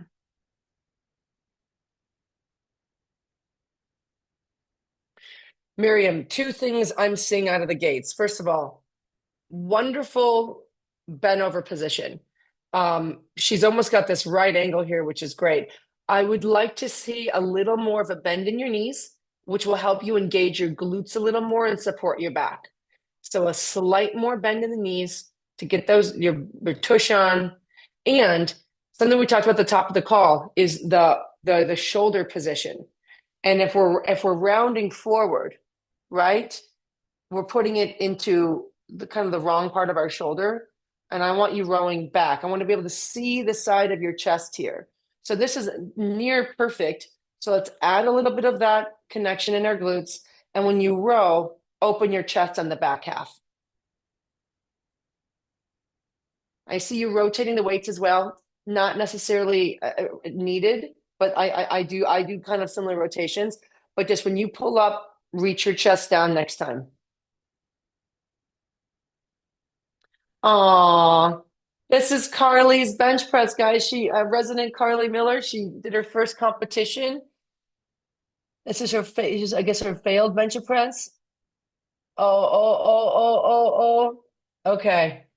I might leave, we should flag this. Noah for Nick to do on his call. I think she'll want him to see it.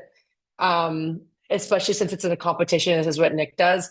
I just want to point out, like, I think we often feel like we're in a place where we're she's obviously going for PR weights and we get stuck. And I just love how Carlee, you waited, you fought for it. She had an over 600 pound total, if I'm correct, from this weekend. So we're super proud of you, Carlee. Let's see. April, you still here? Yes. Okay, great. I was working at what you were saying about trying to connect my abs. Oh, I already see it. Yes. But you also said just a little while ago, watch my ass or your tushy. Yeah. And you were squeezing. I was not doing that. So I will add that. Just think about squeezing. It creates tension. Sometimes it's like if you're too tight, you're going to kind of stretch into the squeeze. Yeah. I just like it because it gets me to switch on. I see this immediately. I like your step out. I like the position. The bar's in the right place. Okay, good. But look at this. And your depth, April, is so good. Yep. It's getting better. But I feel like I'm more confident actually in the movement. So thank you.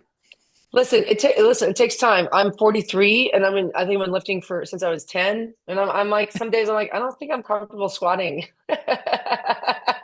You know what I mean? Like it changes. This is great though. Can you just quickly go over what you're saying about the groin stretch? Do you mind going over that again?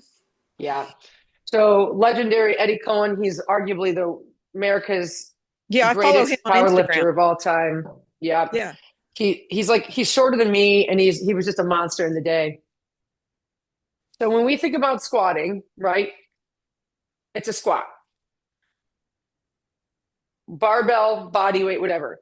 What I'm saying is in this top portion, these attachments of your groin, your inner thighs, I think about reaching open and going out. So you see the difference. This is just me squatting. But when I reach. Got it. Okay. And it's just I'm going to create some length from up here. And it's like, yeah, it just, and I can feel a difference when I'm actually doing it. So this is, I don't know if you'll be able to see a difference from the side, but this is like normal squat. And then when I reach,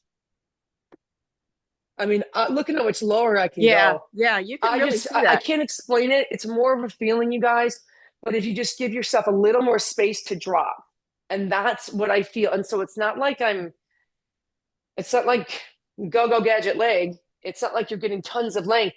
But when you start opening your pelvis in that spot, you really are able to load a little bit differently. And for me, like you saw, I can just drop. Yeah. I'm like, oh, I can get lower and I have more strength and support in that position. Thank you so much. Yeah, of course. Awesome. You're great. Emily, just quickly look at these. I have to go. Okay, Emily, love you, girl. Reach and squeeze. Yep.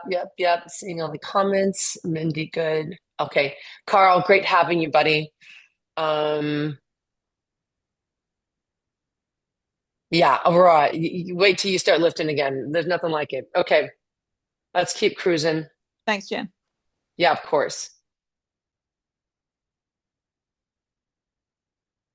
Okay, Josh. I'm pouring more coffee. Gosh, we had a lot of form checks today. Woo-wee.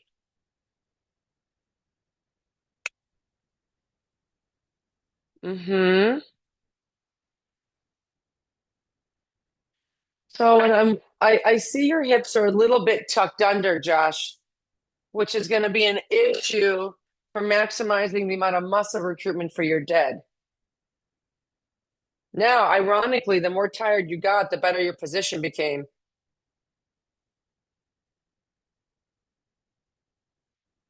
Trap bars are always tricky because it's easy, just like we had in the two videos before with Juan, how the knees are so much more slanted forward, right? I want to just make sure your hips are back a little more.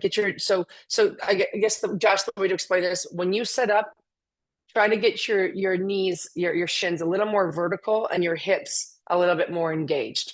Like I said, as you got tired, just got a little bit better, but you can see, right, your first movement is your back rounding because your hips are not engaged.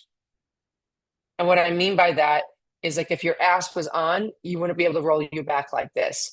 So really think about getting the hips a little bit higher and back so your shins are straighter and you can load, because you got a lot of good muscle back here that you're not engaging. Your legs are strong as shit, but like if we can get more butt going, you're going to get more weight up on the bar. Okay, looks like we have Juan again, and we're doing, it's another deadlift.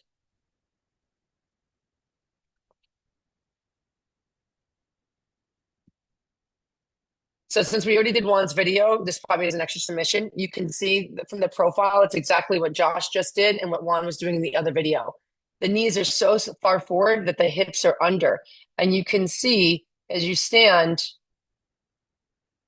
it's more of a quad and you're not really getting into your glutes. So just make sure if your knees are that far forward, it's like you need to transfer more energy back into your hips. But I do love seeing this posterior chain, meaning your flat back looks really good, Juan. Okay. All right, Bryton. Yo. What is this, 275? Shit, buddy.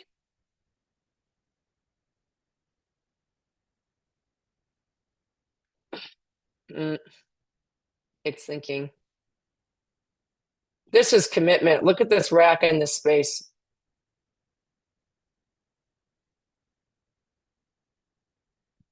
So it's hard to see what's going on out of frame, but a couple things I like and a couple things I want to change.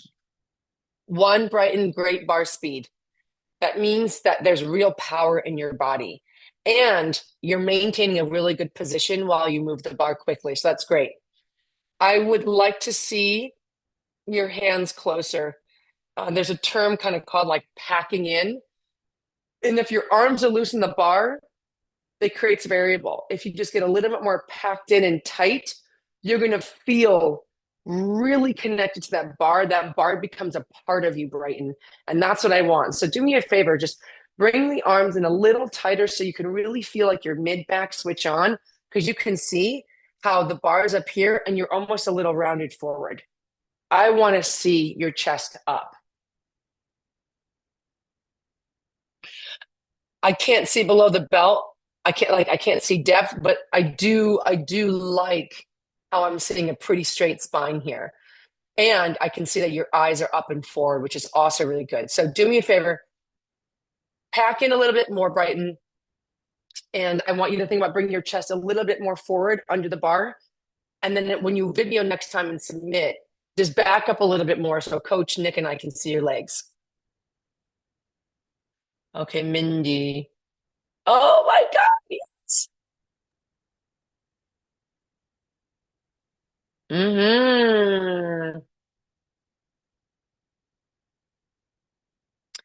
Mindy, you here? Yes. I don't mind this arch, right? That's cool. Squeeze your ass though. Oh, squeeze my ass. Okay. I know your body. I've lifted with you many times. You and I have quite a lordotic curve. And you do this little arch wiggle, and then you see how your shoulders round forward? Yeah. See that? I want you to, for everybody, if you just squeeze your tush a little bit, it's going to take some of that tension off of this lower back, because you're supporting your spine and what's happening above the waist, okay? But what's happening, Mindy, is when you pull and you're going forward, and I want you to pull and bring your chest up. Mindy, do you drink wine? Yes, not very often, but yes. Okay, but like a wine cork, right? Like as your arms come down, the cork comes up. Your thoracic spine is the cork.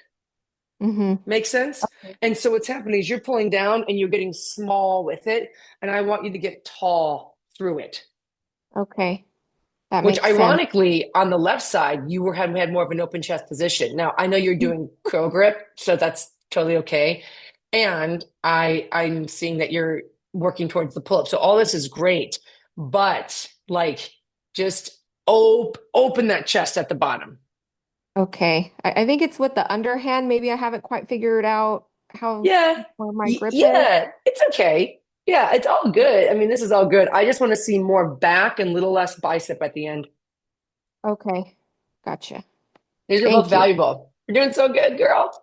I mean, I'm sore as heck, so it's doing something. You're like, well, something's working because I'm sore. I can't wash my hair. Yeah. David, I know you're on here. Well, hopefully you're still on here.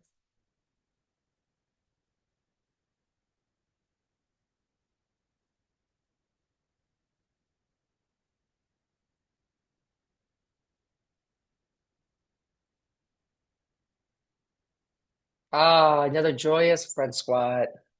Nice. Good compression. Body looks tight and tall. Elbows are coming up, staying strong. I can't see your feet. I don't know why you feel a little narrow to me, Dave.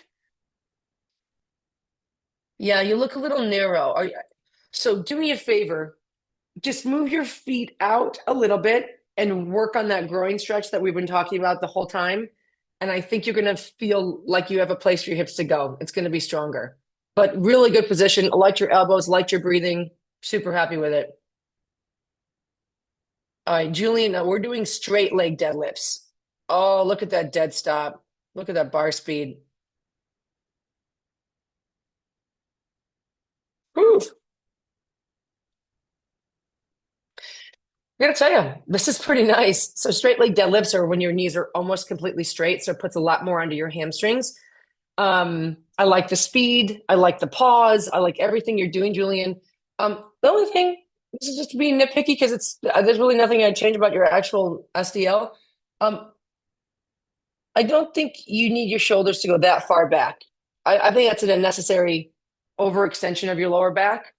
Like I've been working on keeping my abs kind of more connected, and I just once my shoulders are right above the bar, I'm done.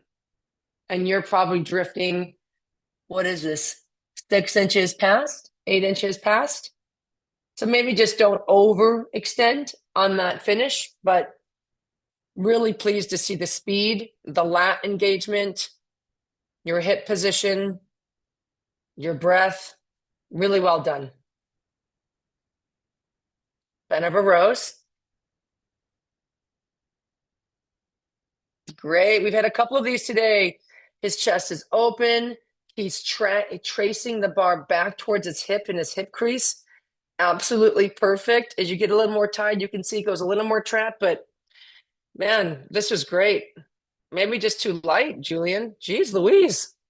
That was beautiful. Okay, Rob, let's see. We're hitting deadlifts. Looks like he's got some big weight on there.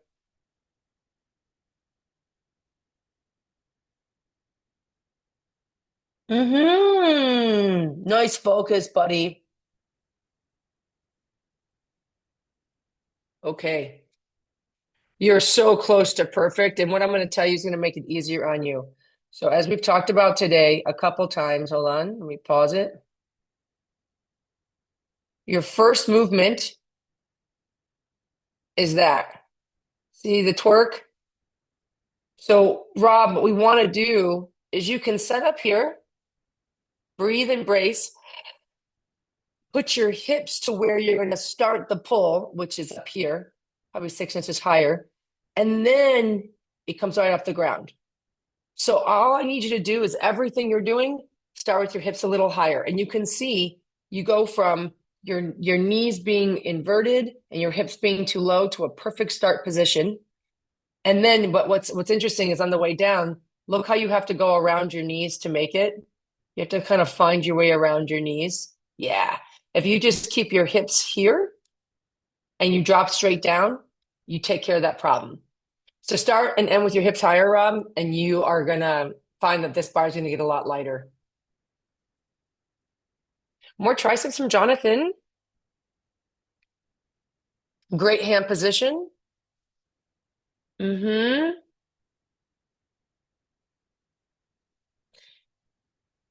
I want everyone's chin off their chest if they can manage it on these overhead triceps. It's really easy to tuck in.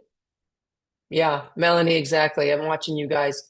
If you just lift that chin and something touch here, just soften your neck, soften your jaw. Allow that space to return, that space beneath your chin. And Jonathan, I'm seeing a bit of an arch here. You guys, arching in tricep extensions is going to happen. But instead of this, right, I want this and I want that. See the difference? Very minor. From the front, instead of this, I just get on my hips and I lift my chin. And my body can do both, right? I can still extend. But this is a better position for these muscles versus this. And honestly, the moment you take the arch out, you'll find that your chin can just lift very easily. Okay?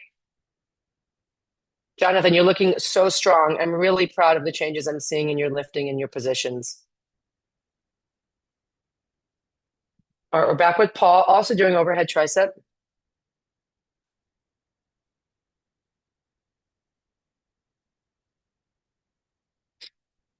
Home stretch, guys. Last 5 or 6 videos. The irony is Paul made the changes I said. Awesome. He's right on his hips. Good ab connection, good breath. The only thing I'm going to say, we've talked about that with Ben once, if you can see, there's a slightly closed angle on his armpit. His elbows are kind of facing towards the front of the wall versus the ceiling.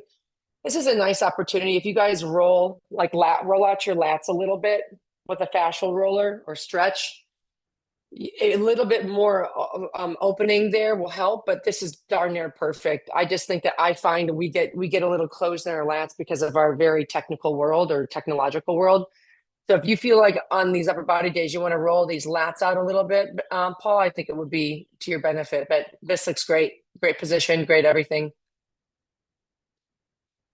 Back to Thomas. We're doing a looks like a seated shoulder press.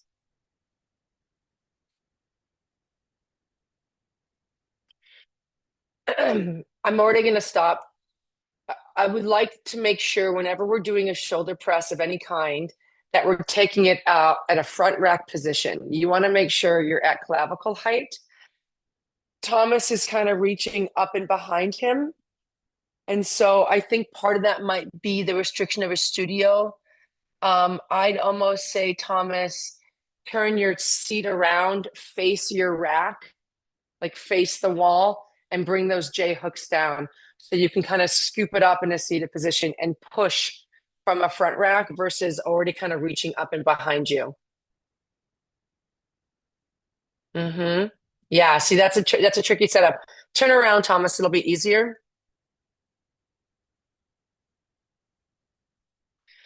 I think your hands look a little bit too close, Thomas. Let's bring them open a little bit, and you can see the bars kind of like sitting in your knuckles, and I want to see the bar in the palm of your hand. So let's bring the barbell, and part of it's Thomas's setup. He's reaching back. So I just want to make sure that barbell is in your palm and your hands are a little wider. So let's make that adjustment, Thomas, and then also turn your seat around, and you can come off the front end, and I think you're going to feel a little bit more comfortable in this position.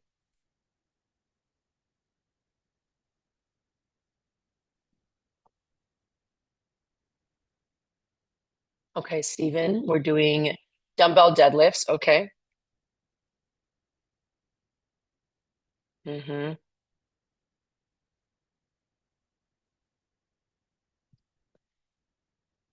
Okay, so Stephen, this looks like a pretty darn beautiful RDL.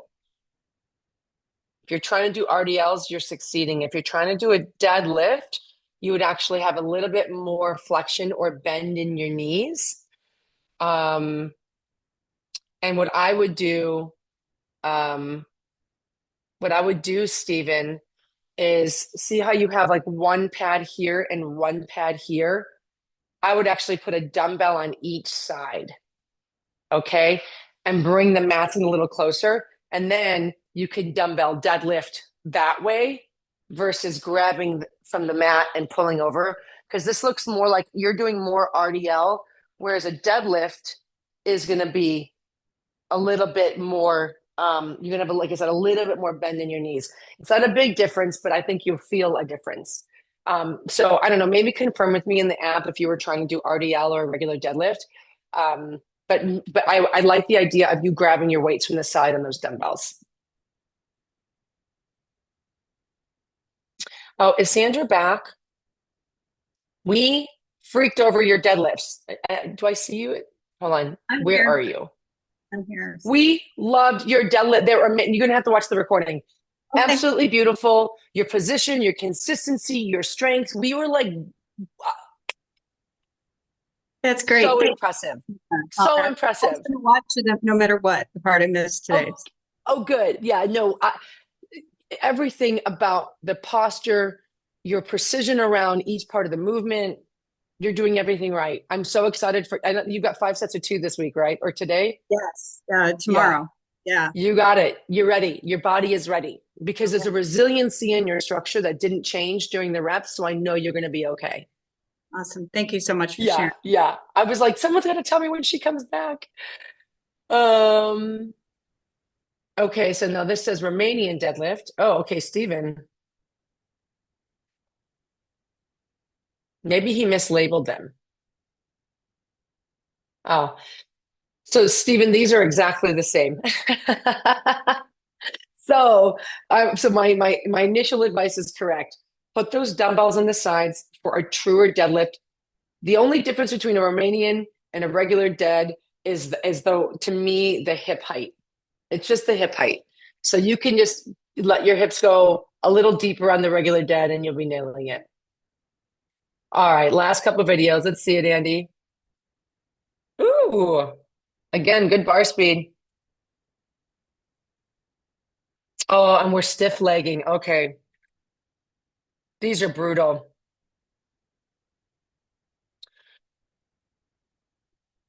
I'd like to see you get a little lower, Andy. Yeah, my Let's question see. is, when I get a little lower, I feel like the weight swings forward and then I start feeling tension in my like mid back. So You should I have to keep, kind of you force the should bar back? have to. There's Okay. no, yeah, the bar, I literally, when I'm doing an SDL, guys, and it's like, it should be like part of it, like this is, I'm obviously my Swiffer. I push on the bar. Like you can see Okay. my lats when I push into the Swiffer. So I want you Got it. thinking downward pressure. But I got to tell you, Andy, I'm right here, and I usually switch grip, to be honest. I keep them right on my quads. They do not come Got it. off my body. If you're out here, not going to work for you, dude. Yeah. Right? So slight bend, and I push into my quads. I go just below my knee, and I'm coming straight back up. Okay, got it. So I'll make you that might have change. to, Thank you. yeah, Yep. try that, and you might have to lighten it for one set just to get a feel. Mhm. But like you're not far. Okay, great. Thanks. Yeah, of course. Let's see. Wait, someone said, hold on. No, wait, that's a yeah, Jeanette. Yeah. So it's almost a straighter leg. That's why. Okay.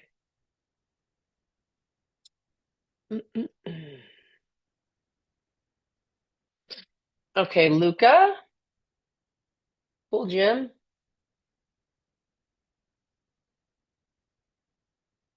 Ah, oh shit. I did not know it was coming. Unfortunately, Emily had to go, but everybody can see the reverse curl that everybody likes to do here. I love the pull, Luca. This is great. Triple extension's beautiful. I would take a little more. Triple extension, guys, is a fancy way of saying ankles, knees, hips fully extended. He could go a little further. The weight comes around.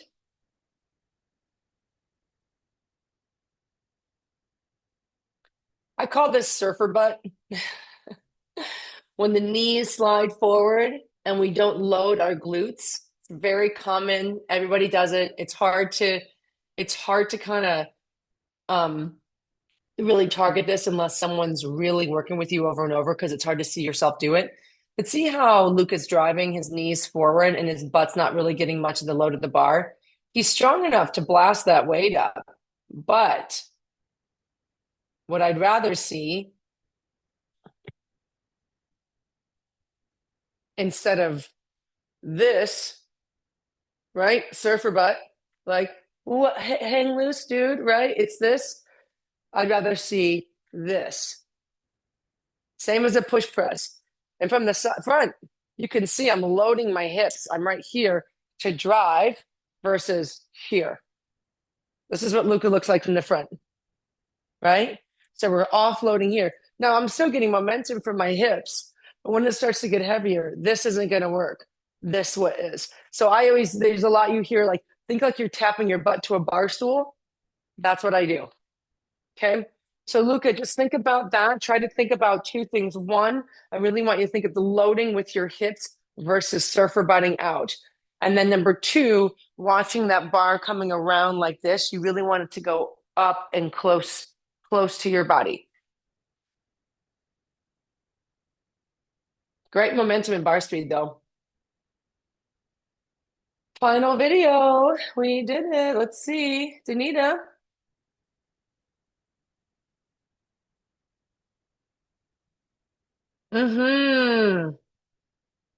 Good strength. So it's always fun watching the body correct itself on deadlifts. So Danita, two things. One thing we try to teach in here is that dead stop in between the deadlifts.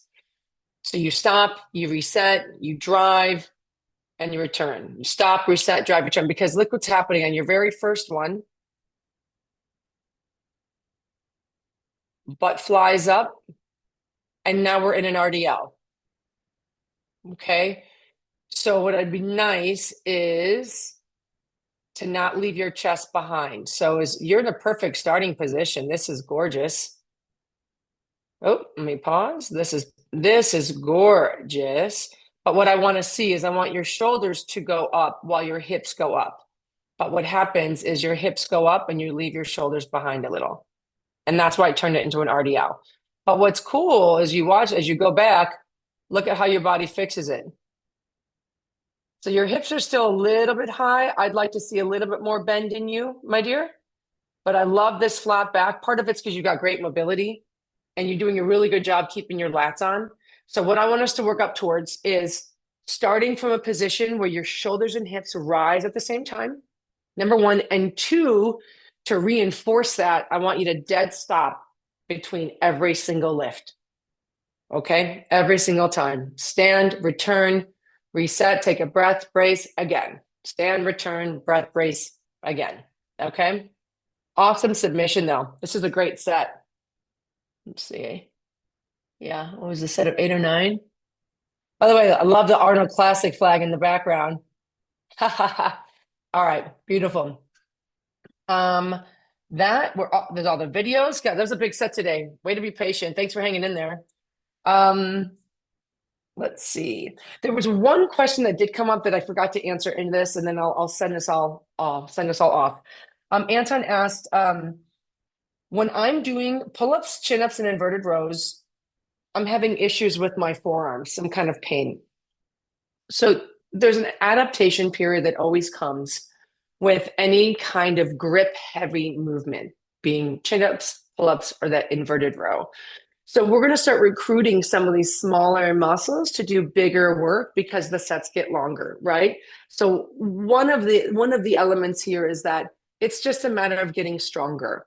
Okay, like I'm all about. I rub like arnica on my muscles. You know what I mean. I use red light. I take hot baths. I get tissue massages. So like they're having a little discomfort or pain is part of like getting stronger. Like we get sore quads when we do lunges. It would stand to reason that we would get sore forearms when we're doing a lot of that.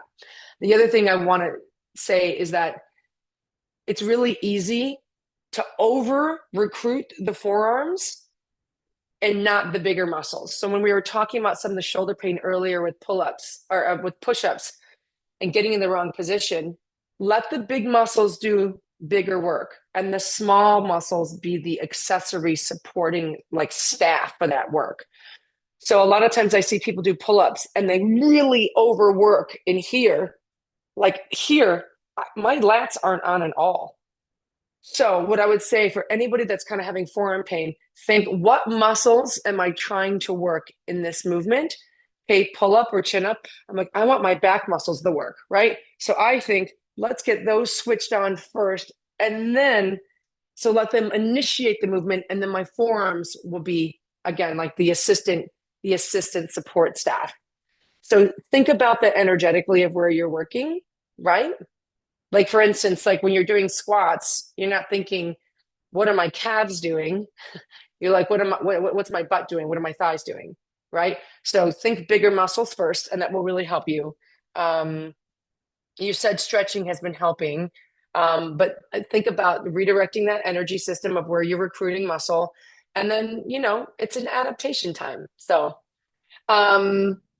I'm seeing your messages. You're welcome, Melanie. You're welcome, Scott. And I absolutely love doing this with you guys. So thanks for jumping in. John, I've been seeing you do your steps your whole time. I'm proud of you. I'm about to rock right when I leave you guys. Okay, watch this again and again if you need to. don't forget, it's still winter time, so be a little gentler with yourself. Maybe go to bed a little earlier. My PJs have been on every night at 6 p.m. and I have no shame in that. So just allow yourself to be slow when you need to. Okay. Nick will be doing another form check meetup on Friday evening at 4 p.m. Pacific, 7 p.m. Eastern, if you're available.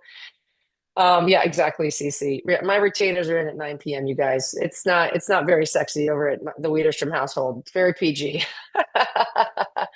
Okay, thanks for all coming. Love you, love you. Thanks for your help, Noah. See you guys Thank you. soon. Bye. Thank you so much.